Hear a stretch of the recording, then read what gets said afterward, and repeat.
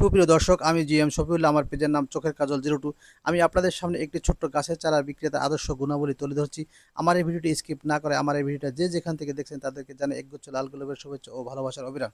সুপ্রিয় দর্শক, আমার এই ভিডিওটি স্কিপ না করে সম্পূর্ণ দেখার জন্য অনুরোধ রইল। সুপ্রিয় দর্শক, স্ক্রিনে দেখতে পাচ্ছেন ভ্যান রাস্তায় চলছে, ভিতরে সাজানো নানান গাছের চারা। ভ্যানের চাকার সাথে ঘুরে বেড়ায় তার দৈনন্দিন জীবন। রাস্তার বিভিন্ন রাস্তা, পাড়া মহল্লা, বিভিন্ন এলাকায় ভ্যান থামে। বিভিন্ন ধরনের ক্রেতা ব্যক্তিরা এগিয়ে আসে চারা ক্রয় করার উদ্দেশ্য। সুপ্রিয় দর্শক, চারা বিক্রি তার জীবিকা, কিন্তু উদ্দেশ্য তার আরও। সে হাসি মুখে দুইটা চারা তুলে দেয় ক্রেতার হাতে। সুপ্রিয় দর্শক, শুধু চারা বিক্রি করে না, ছড়িয়ে দেয় সবুজের স্বপ্ন। সুতরাং একটি চারা মানেই একটি ভবিষ্যৎ।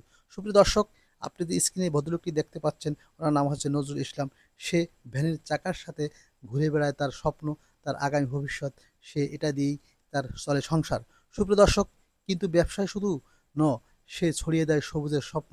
সে শেখায় প্রকৃতি ভালোবাসতে। সে গড়ে তোলে এক পরিবেশ বান্ধব আগামী।